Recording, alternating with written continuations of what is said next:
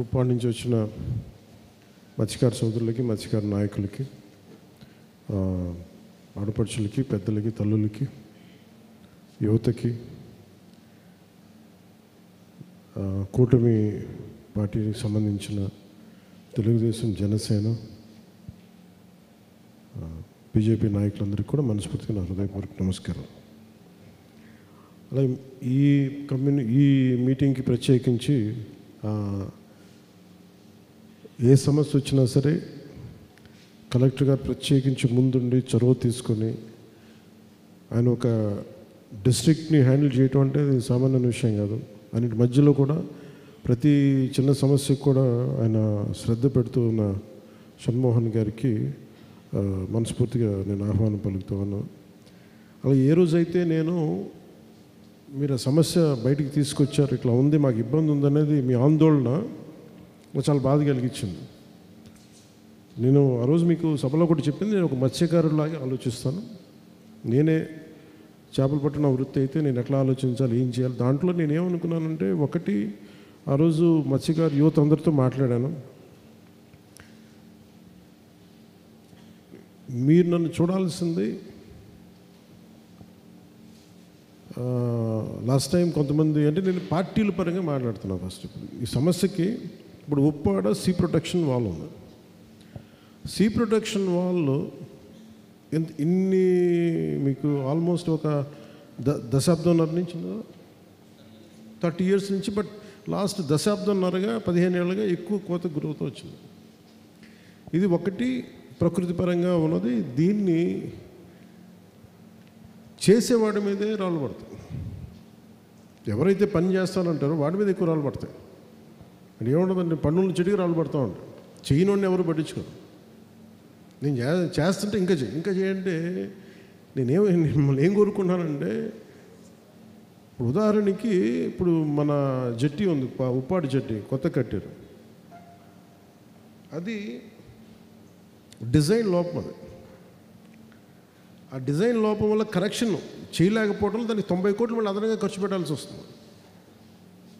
ఇప్పుడు లాస్ట్ ప్రభుత్వంలో కూడా డబ్బులు ఎలా వెళ్ళిపోతున్నాయని చెప్పడానికి కూడా మీకు, ఇప్పుడు కాఫర్ డ్యామ్ ఉంది పోలవరం, వీళ్ళు అరాకొరగా మనుషుల్ని మార్చేసి ఏముంటుందని కన్స్ట్రక్ట్ చేసి కాంట్రాక్టర్స్ని మార్చేసి దానివల్ల 1000 కోట్లు వృధా అయిపోయింది. అది ఎందుకు పనికిరాదు ఇప్పుడు. అందుకని మళ్ళీ కొత్తది కట్టింది. అది కేంద్ర ప్రభుత్వానికి మళ్ళీ అదనపు భారం. అది అలాగే మన ఉప్పాడది కూడా 90 కోట్లు మన అదనం ఆల్రెడీ కట్టేసాం. కట్టిన దానికి మళ్ళీ కరెక్షన్కి మళ్ళీ 90 కోట్లు అవుతుంది. సో ఇవి కూడా మీరు అర్థం చేసుకోండి.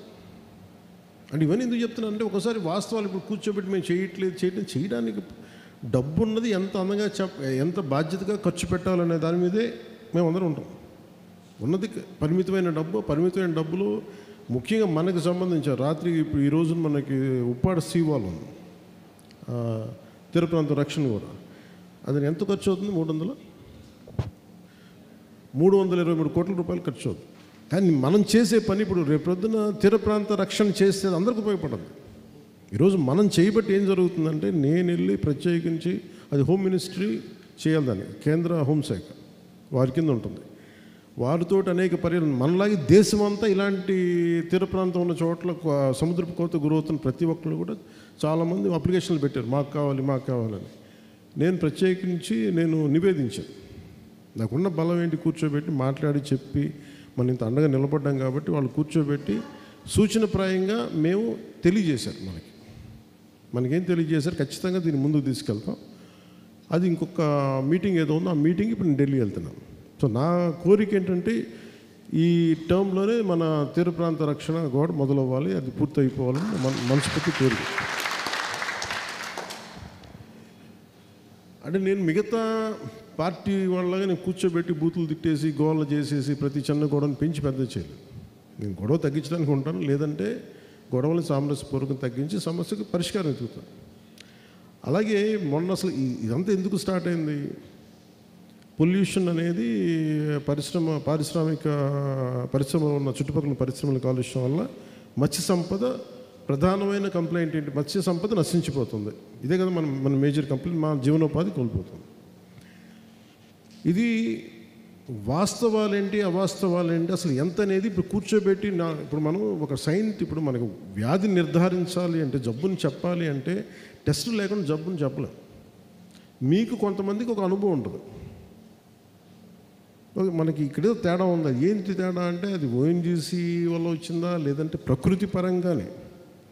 ఒకసారి సముద్రంలో కూడా ఎక్కడో పక్క దేశాల్లో ఉండే పొల్యూషన్ కూడా వచ్చి మన తీర ప్రాంతానికి చేరుతుందా కరెంట్స్ వల్ల, ఇవన్నీ తెలియదు. అందుకని మనం కూర్చోబెట్టి దాన్ని నిర్ధారించడానికి నేను డాక్టర్ జో కేడుకుడన్ అని మన ప్రిన్సిపల్స్, మన ప్రధానమైన శాస్త్రవేత్త, మన రీజనల్ మన ఐకార్ అని ఉంటుంది, Indian council of agricultural research and central marine fisheries research institute, ఇది విశాఖపట్నం రీజనల్ డైరెక్టర్. సో వారిని నేను ప్రత్యేకించి పిలిపించాను. ఆయన పేరు మన కలెక్టర్ గారు సిఫార్సు చేశారు. ఆయన కూర్చోబెట్టి నేను ఏం చెప్పానంటే, సార్ మీ ఇన్స్టిట్యూట్ తాలూకు అసలు ముఖ్య ఉద్దేశం ఏంటి అంటే, వాళ్ళు ఏంటంటే మత్స్యం ఒక చేపల వృత్తి మీద ఆధారపడే మత్స్యకార కుటుంబాలని వారికి జీవన ప్రమాణాలను పెంచడం. అంటే వారికి ఏదైతే వేట ప్రధానమో ఆ వేట తాలూకు ఆ మత్స్య సంపదని ప్రప్రదంగా దాన్ని పెంచడం, వారి రక్షణకి ఇది. సో చెప్తా నేనేం చెప్పానంటే, ఆయన 100 చెప్పాను నాకు. దాంట్లో ఏం ప్రాక్టికల్ అంటే, ఆయన కొన్ని చెప్పింది ఏంటి అంటే, ఒకటి మనం చేయగలిగే ఉన్నాయి. ఒకటి ముందు తీర ప్రాంత రక్షణ కూడా కాకుండా మెయిన్ ఆయనకి ఇచ్చిన గోల్ ఏం చెప్పానంటే, సార్ ఎంత పొల్యూషన్ చెప్పండి ఫస్ట్. ఎందుకంటే మనం వెళ్ళి స్థానికంగా కొంతమంది ఉండి నాయకులు కూర్చోబెట్టు, లేదంటే నేను కూడా గబుక్కుని భావోద్వేగానికి లోనైపోయి కోపం వచ్చేసి ఒక పరిశ్రమలు అనేస్తే, ఒకవేళ అది నిజం కాకపోతే, ఒకవేళ ఇంకో కారణం అంటే మనందరినీ ఇంకేం చేస్తారో తెలియదు. నేను అబాస్ పాలు అయిపోతాను, మనకేమో స్టాండ్ ఉండదు. అందుకే నేనేం చెప్పాను, ఒక సైంటిఫిక్ పద్ధతిలో పెడదాం సార్, మీరు చూడండి అంటే ఆయన కూర్చోబెట్టి ఆయన చాలా కారణాలు చెప్పారు. అందుకని మేము ఒక 20 చోట్ల మేము శాంపిల్ తీసుకుంటాం. అవసరమైతే డీప్ డైవర్స్ ఉంటారు కొంతమంది మా సంస్థల్లో, మేము వాళ్ళని మా గర్భంలోకి పంపిస్తాం. వాళ్ళు చెప్తారు కొంచెం, మీరు కూడా వాళ్ళని మీ సహాయ సహకారం మీ పడవల్లో తీసుకెళ్ళి ఇక్కడ మాకు ఉంది ఇబ్బంది అని అంటే, వాళ్ళు లోపలికి పోయి ఆ లోపల వాళ్ళు ఏం చేస్తారంటే కూర్చోబెట్టి ఆ మట్టిని తీస్తారు. అసలు అక్కడేమైనా సముద్ర మట్టంలో గర్భంలో ఏదన్నా ఈ పారిశ్రామిక కాలుష్యం ఉందా, అసలు ఉంటే ఎంత ఉంది, అసలు లేదా, వీటన్నిటి మీద వాళ్ళు పరీక్షలు పెడతారు. దీని మీద అది చేసిన తర్వాత మనం నిర్ధారించాలి ఇది అసలు ఎంత ఉండాలి అనేది కొన్ని ప్రమాణం ఉన్నాయి. అంటే కాలుష్యం ఉంటే తీర ప్రాంతాల్లో ఉన్నాయి అంటే మరి ఎంత కాలుష్యం ఉంది, ఏ స్థాయిలో ఉంది, అసలు మత్స్య సంపద చచ్చిపోయేంత కాలుష్యం ఉందా లేదా, ఏం కారణాలు, 100 కారణాలు ఇవన్నీ కూర్చోబెట్టి అది సైంటిఫిక్ అనాలిసిస్ చేస్తారు. మీతో మాట్లాడిన వారం రోజులు చేసామా 5 రోజులుగా, అక్కడ పిఠాపు నుంచి వచ్చిన 5 రోజులకే నేను కరెక్ట్ 5 రోజుల తర్వాత జోగాన్ని పిలిపించి మాట్లాడితే ఆయన చెప్పారంటే, ముఖ్యంగా మేము ఆయన కేరళ వాస్తవ్యులు, మేము కేరళలో ఇలాంటివి చేస్తాం. మనకున్నది ఉప్పాడ కొత్తపల్లిలో 7,200 మంది ఫిషర్మెన్ ఇళ్ళు ఉన్నాయి, మన మత్స్యకారులకు సంబంధించి. దీని మీద 25,600 మంది వ్యక్తులు బతుకుతున్నారు, 7,200 కుటుంబాలు వాటిని ఆధారం చేసి. ఇంతే కదా సార్, మన 25,000 మంది 25,600 మంది. దీనికి నేను ఏం చెప్పానంటే, ముందుగా చెప్పాలి, రెగ్యులర్గా అసలు వాతావరణంలో పర్యావరణంలో ఎంత కాలుష్యం ఉంది అది మీరు రెగ్యులర్ ఆడిట్ ఒకటి చేయాలి సార్. అది నేను ఫస్ట్ రాగానే అదొకటి తెలియజేశాను. తర్వాత సీ ర్యాంచింగ్ అని ఉంది. దాంట్లో మనం ఏం చేయాలి, సముద్రపు జీవాల చేపల్ని సముద్రంలోకి విడిచిపెట్టడం.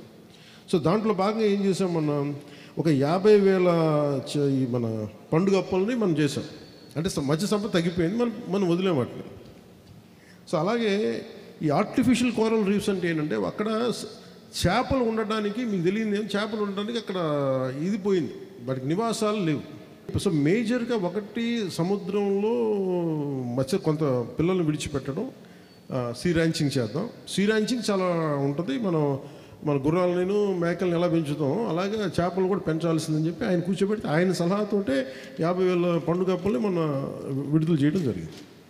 అలాగే ఆర్టిఫిషియల్ కోరల్ రీఫ్స్ పెట్టిన తర్వాత ఆయన అన్నది ఏంటంటే, మళ్ళీ వాటన్నిటికి నివాసయోగ్యం ఉంటుంది. మళ్ళీ అక్కడ మనకి ఎవరైతే మన మీద ఆధారపడ్డారో వాళ్ళందరికీ అక్కడ వాళ్ళు అనుకున్న చోట దొరుకుతాయి. ఇది ఒకటి చేద్దాం అనేది.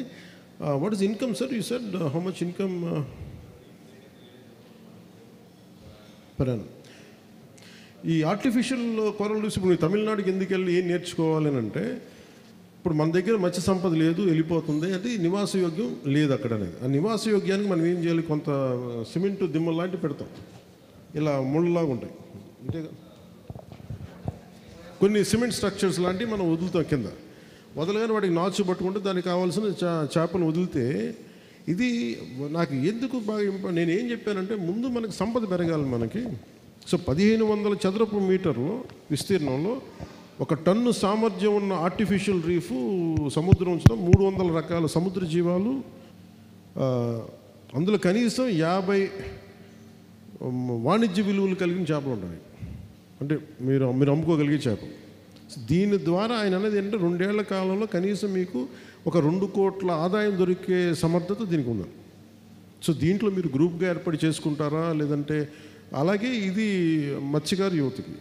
సో ఆడపడుచులకి ఏం చేసాం, ఇంట్లో వాళ్ళు కూర్చున్న వాళ్ళకి ఏం చేసాం అంటే మెరైన్ ఆల్గే కల్టివేషన్. ఇదేంటంటే పోషక విలువలు ఉంటాయి, ఔషధ విలువలు ఉంటాయి, అలాగే దీన్ని కాస్మెటిక్స్ కింద వాడతారు, లేదంటే ఫెర్టిలైజర్ల కింద వాడతారు, బయోఫ్యూల్స్ కింద వాడతారు, దీన్ని ప్రోటీన్ పౌడర్గా చేస్తారు, అలాగే జపాన్ వాళ్ళు తినే సూషి అనే దాంట్లో పెడతారు, సాలడ్స్లో వాడతారు, అలాగే కాస్మెటిక్స్లో కూడా మాట్లాడతారు, ఐ క్రీమ్స్. సో అందుకని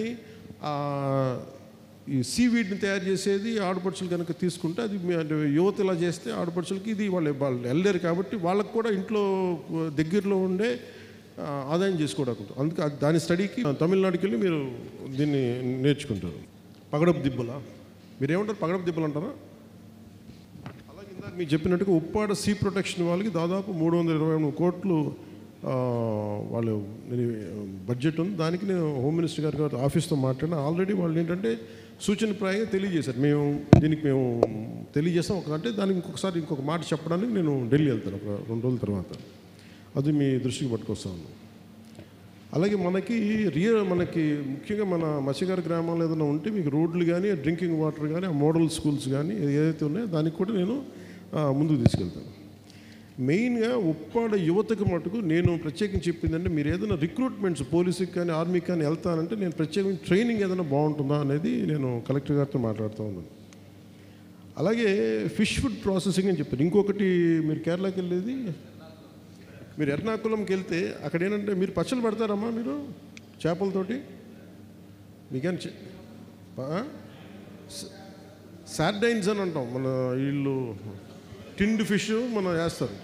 సో అదొకటి నేర్చుకోవడానికి మీరు అది కేరళలో పనిచేస్తుంది. దానివల్ల ఏమవుతుందంటే, ఇప్పుడు మనం స్టేట్ గవర్నమెంట్ ఏం చేస్తుంది, ఎంఎస్ఎంఈకి ల్యాండ్ అలాట్మెంట్ చాలా చేస్తుంది. ఈ మధ్యతరగతి చిన్న పారిశ్రామికవేత్తలు, అలాంటిది మన మత్స్యకార కుటుంబాల నుంచి మీరు ఈ క్యాండ్ మన ప్యాక్డ్ ఫిష్ని కానీ డ్రై ఫిష్ని కానీ చేసుకోవడానికి ఎంఎస్ఎంఈకి ల్యాండ్ మీరు కనుక నేర్చుకుంటే, ఇవన్నీ మీకు పారిశ్రామికవేత్తలుగా కూడా మీరే అంటే మీరే మత్స్య సంపదని బట్టి దాన్ని ఎండిపోకుండా మళ్ళీ పాడైపోకుండా మళ్ళీ కూర్చోబెట్టి దానికి వాల్యూ ఎడిషన్ అన్నమాట. మీరు అంటే పట్టుకున్న సంపదని మళ్ళీ మనం కూర్చోబెట్టి రకరకాలుగా దాన్ని స్టోర్ చేసుకుంటే అది ఎంత ఉంటుంది అనేది దాని మీదకి ఫిష్ ఫుడ్ ప్రాసెసింగ్ మీద మీకు ఒక అవగాహన ఉంటుంది. సార్ డైరెక్షన్స్ ప్రకారం మనం పిఠాపురం హైవే మీద మనం 2.5 ఎకరాల్లో ఒక బిల్డింగ్ కట్టేసి, ఒక 5 ఫ్లోర్ బిల్డింగ్, అది కన్స్ట్రక్టెడ్ ఏరియాలోనే ఎవరైనా ఎంఎస్ఎంఈ, కొందరు ఏదైనా బట్టలు కుట్టుకునే పెట్టుకోవచ్చు, కొందరు ఇందాక సార్ అన్నట్లు ఫిష్ తీసుకొచ్చి దాన్ని పిక్లింగ్. సో దానికి పెద్ద ఏరియా అవసరం ఉండదు, ఆల్రెడీ కట్టేసిన బిల్డింగ్ కావాలి, కొంత సెక్యూరిటీ ఉండాలి. రోజు అంటే చిన్న ఇండస్ట్రీ పెట్టుకునే వాళ్ళు ఒక వాచ్మెన్ని పెట్టుకోలేము కాబట్టి గవర్నమెంట్ వైపు నుంచే కరెంట్ అవన్నీ కట్టి ప్రతి కాన్స్టిట్యున్సీలో ఒకటి కడుతున్నాము. అలాగా మనం కాకినాడ జిల్లాలోనే అతి పెద్దది మనం పిఠాపురంలో ప్లాన్ చేసామన్నమాట. ఒక నిమిషం, అందులో సార్ డైరెక్షన్స్ ప్రకారం ఆ మొత్తం ఎన్ని స్క్వేర్ ఫీట్ కదా అన్ని 50%, 50% కేవలం మత్స్యకారులకే దాన్ని అలాట్ చేసే విధంగా సార్ డైరెక్షన్స్ ఇచ్చున్నారు. ఆల్రెడీ దానికి సంబంధించి మనం ఫౌండేషన్ వేస్తాం sir, when ever next sir Pithapuram ఉన్నప్పుడు దానికి ఢిల్లీ నుంచి వచ్చిన తర్వాత పిఠాపురం వచ్చి దానికి ఫౌండేషన్ స్టోన్ వేస్తాం. ఎందుకంటే నేనేం కోరుకుంటున్నానంటే, ముఖ్యంగా మన ఈ చిన్న వ్యాపారం చేసుకోవడానికి పారిశ్రామికవేత్తలు మత్స్యకార కుటుంబాల నుంచి కూడా రావాలి. అది నా ప్రగాఢమైన వాంఛ. దానికి నేను మీకు అండగా ఉంటున్నాను. సో అది అలాగే ఈ పొల్యూషన్ గురించి వీటి గురించి రెగ్యులర్ ఆడిట్ ఒకటి చేయడం. ఇవి కాకుండా ఒక జాబ్ మేళలు కానీ, రెగ్యులర్ హెల్త్ చెకప్స్ కానీ, కోస్టల్ టూరిజం, వీటన్నిటి మీద నేను ప్రత్యేకించి అక్కడ ఇంకొంచెం దాని మీద కూడా వర్క్ చేస్తాను. అది కూడా మీకు అక్కడికి వచ్చి మాట్లాడతాను. ఇంకోటి మనకి సినిమాలు చేసుకోవడం చాలా కన్వీనియంట్. దానివల్ల కూడా కొంత ఫిషర్మెన్ ఎట్లా వాడాలి అనేది ఒకటి ఉంది. అలాగే కోస్టల్ షెల్టర్ బెల్ట్ అని మన షెల్టర్ బెల్ట్ అని మనం గ్రేట్ అంటే మన ప్రాంతం అంతా రేపొద్దు మన తుఫాన్ వస్తే మనకి మీరు కూర్చుంటే చిన్నపాటి మొదటి లేయరు చెట్లు కనుక ఉంటే చాలా వరకు అది కాసేస్తాయి. మనం అది వదిలేసాం మనం ఈ మధ్యలో. దాన్ని ఎలా చేయాలి, ఒకసారి మీకు ఏది ఇబ్బంది ఉంటుంది ఏది ఇబ్బంది ఉండకూడదు అంటే ఇక్కడ చెట్లు నాటితే మాకు అప్రోచ్కి కష్టం అవుతుంటే అలాంటివన్నీ పరిగణలో తీసుకొని దాన్ని ఒక జాగ్రత్తగా చేద్దాం. దాన్ని ఒకటి ప్లాన్ చేస్తాం. అలాగే ఈ పారిశ్రామికవేత్తలతో కూర్చొని సిఎస్ఆర్ ఇనిషియేటివ్స్ ఉంటాయి, కార్పొరేట్ సోషల్ రెస్పాన్సిబిలిటీ వాళ్ళు కొంత చేస్తే అలాంటి మనకి ప్రత్యేకించి నీటి అవసరాలు కానీ వీటిని కూడా వాళ్ళతో స్కూల్స్ కానీ ఏదైనా సరే ఇన్ఫ్రాస్ట్రక్చర్ మనకి ఏదైనా కావాలంటే దాంతో కూడా మనం మాట్లాడతాం. ముఖ్యంగా స్మాల్ హెల్ప్ డ్వాక్రా గ్రూప్స్ తోటి ప్రత్యేకించి ఈ ఫిషరీ మన ఈ మత్స్య ఉత్పత్తుల్ని మనం ఎలాగ మనం స్టోర్ చేసుకుంటూ పికిల్స్ కింద దానికి కూడా ట్రైనింగ్ ఎలా ఉంటుంది బాగుంటుందని ఒక అంటే ఇది మనం అమ్ముకోవడానికి కాదు, ఎక్స్పోర్ట్ చేసేలాగా. సో మన ఎంఎస్ఎంఈ మన 50% ల్యాండ్ చూసుకుంటే ఇవన్నీ మనం స్టార్ట్ చేస్తే దీన్ని ఒక సర్టన్ క్వాలిటీ కంట్రోల్ తోటి మనం ఆదాయం వచ్చేలాగా ఇవన్నీ ప్లాన్ చేస్తాం. సో మీరు కేరళను తమిళనాడు ఈ మీటింగ్ వెనక నేనేం ఆ రోజు చెప్పి మర్చిపోలేదు, నేను ఉన్నానని చెప్పడానికి మళ్ళీ అంటే ఆ భయం ఉంటుందేమో మీకు, వదిలేసాడు మళ్ళీ మమ్మల్ని అట్లా ఏం వదలలేను కాదు. నేను 100 పనులు చేయాలి కాబట్టి అన్ని పనులు ఇక్కడి నుంచి కూర్చొని చేయాలి కాబట్టి చేస్తాం. మళ్ళీ వస్తాను, అన్నీ ఒక ప్రయత్నం చేస్తూ ఉన్నాం, అన్నీ బాగా జరుగుతాయి. పార్టీ పరంగా ఉండొచ్చు, ఇంకోటి ఉండొచ్చు, మనకి అంటే 1000 ఓట్లే ఎక్కువ వచ్చినాయి మిగతా వాళ్ళు వేయలేదంటే నాకు ఏం లేదు. నాకు ఓట్లు వేసినా వేగిపోయినా మీరందరూ నా వాళ్ళు, నా సొంత కుటుంబం, నేను చేస్తాను. అంటే మనస్ఫూర్తిగా మీ అందరికీ మేము అండగా ఉంటాం తెలియజేసుకుంటూ దీన్ని బాగా సద్వినియోగం చేసుకోండి. జై హింద్.